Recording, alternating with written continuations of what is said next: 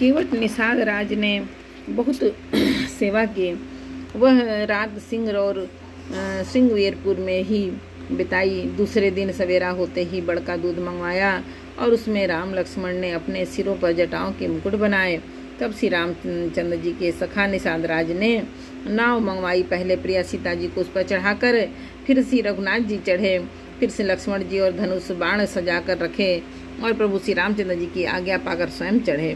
मुझे व्याकुल देखकर श्री रामचंद्र जी धीरज धरकर मधुर वचन बोले, हे तात, पिताजी से मेरा प्रणाम कहना और मेरी ओर से बार बार उनके चरण कमल पकड़ना। फिर पांव पकड़कर विनती करना कि हे पिताजी, आप मेरी चिंता न कीजिए। आपकी कृपा, अनुग्रह और पुण्य से वन में और मार्ग में हमारा कुशल मंगल होगा।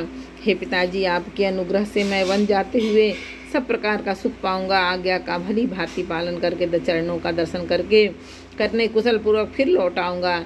सब माताओं के पैरों पढ़ कर उनका समाधान करके और उनसे बहुत विनती करके तुलसीदास जी कहते हैं कि तुम वही प्रयत्न करना जिससे कौशलपति पिताजी खुश रहें, कौशलपति पिताजी कुशल रहें।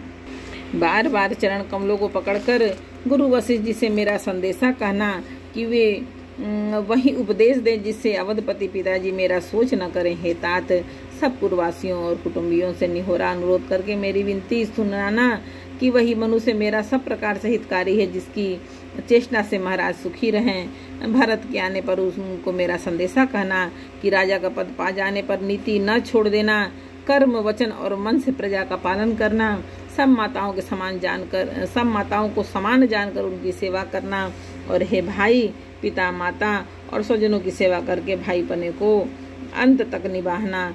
हे तात, राजा पिताजी को उसी प्रकार से रखना जिससे वे सभी किसी तरह भी मेरा सोच न करें।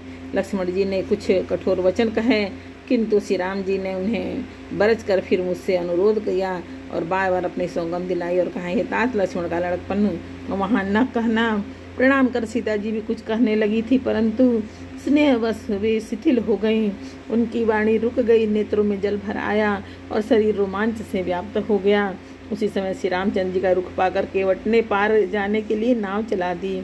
इस प्रकार रघुवंश तिलक श्री रामचंद्र जी चल दिए और मैं छाती पर वज्र रखकर खड़ा खड़ा देखता रहा।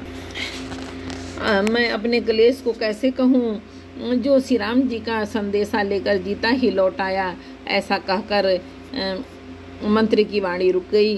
वे चुप हो गए और वे हानि की ग्लानि और सोच के वश हो गए। सारथी सुमंत्र के वचन सुनते ही राजा पृथ्वी पर गिर पड़े। उनके हृदय में भयानक जलन होने लगी। वे तड़पने लगे। उनका मन भीषण मोह से व्याकुल हो गया, मानो मछली को मांझा व्याप्त हो गया हो, पहली वर्षा का जल लग गया हो। सब रानियां विलाप करके रो रही हैं। उस महान विपत्ति का कैसे वर्णन किया जाए। उस समय के विलाप को सुनकर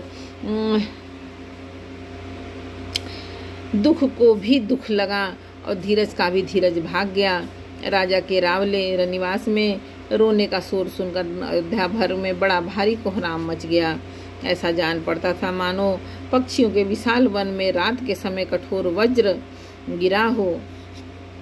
राजा के प्राण कंठ में आ गए, मानो मणि के बिना सांप व्याकुल मरणासन हो गया हो। इंद्राणी सब बहुत सी विकल हो गई, मानो बिना जल के तालाब में कमलों का वन मुरझा गया हो। कौशल्या ने राजा को बहुत दुखी देखकर अपने हृदय में जान लिया कि अब सूर्यकुल का सूर्य अस्त हो चला।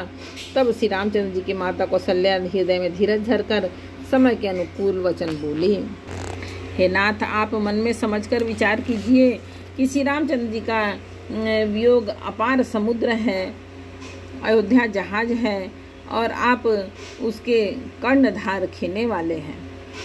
सब प्रियजन, कुटुंबी और प्रजा ही यात्रियों का समाज है जो इस जहाज पर चढ़ा हुआ है।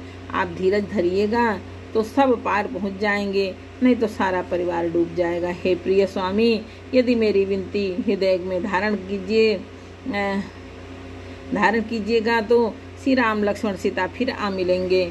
मैं प्रिय पत्नी कौशल्या के वचन सुनते हुए राजा ने आंखें खोलकर देखा, मानो तड़पती हुई दीन मछली पर कोई शीतल जल छिड़क रहा हो। धीरज धरकर राजा उठ बैठे और बोले, सुमंत्र, कहो कृपालु श्री राम कहाँ है, लक्ष्मण कहाँ है, और स्नेही राम कहाँ है, और मेरी प्यारी बहू जानकी कहाँ है। राजा व्याकुल होकर के बहुत प्रकार से विलाप कर रहे हैं। वह रात युग के समान बड़ी हो गई, बीतती ही नहीं। राजा को अंधे तपस्वी श्रवण कुमार के पिता के श्राप की याद आ गई। उन्होंने सब कथा कौशल्या को कह सुनाई। उस इतिहास का वर्णन करते करते राजा व्याकुल हो गए और कहने लगे कि श्री राम के बिना जीने की आशा को धिक्कार है। मैं उस शरीर को रख कर क्या करूँगा जिसने मेरा प्रेम का प्रण नहीं निभाया। हाँ रघुकुल को आनंद देने वाले मेरे प्राण प्यारे राम, तुम्हारे बिना जीते हुए मुझे बहुत दिन बीत गए हैं। हाँ जानकी, लक्ष्मण, हाँ रघुवर, हाँ पिता के चित्त रूपी चातक के हित करने वाले मेघ, हाँ पिता के चित्त रूपी चातक के हित करने वाले मेघ, राम राम कहकर फिर राम कहकर फिर राम राम कहकर और फिर राम कहकर राजा श्री राम जी के विरह में शरीर का त्याग कर सुरलोक को सिधार गए। एक बार बोलो रामायण मैया की जय। श्री रामचरितमानस की अयोध्या कांड का 5 दोहा समर्पयामि। जय श्री राम। जानकी पवन पुत्र हनुमान बजरंग बली माता जय।